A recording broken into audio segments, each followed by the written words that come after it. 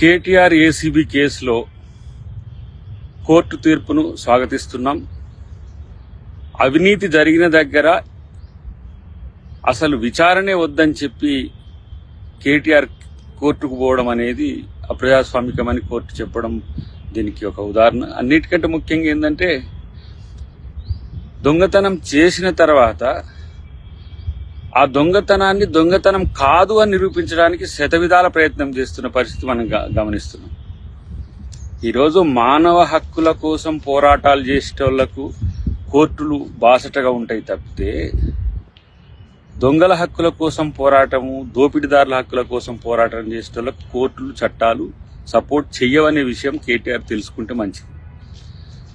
ఇదేదో ఆ అవినీతి చేయకంటే ముందు, ఆ అక్రమం చేయకంటే ముందు ఉండాల్సిందనేది నా వ్యక్తిగత అభిప్రాయం, పార్టీ అభిప్రాయం కూడా. ఇలా ప్రభుత్వం ప్రజల ఆస్తులకు రక్షణగా ఉండాల్సింది పోయి, మీకిచ్చిన అధికారాన్ని దుర్వినియోగం చేయడమే కాకుండా ఇష్టానుసారంగా నిధులను ఇతరులకు, ప్రైవేటు వ్యక్తులకు తరలించడం అనేది ఆర్థిక నేరం.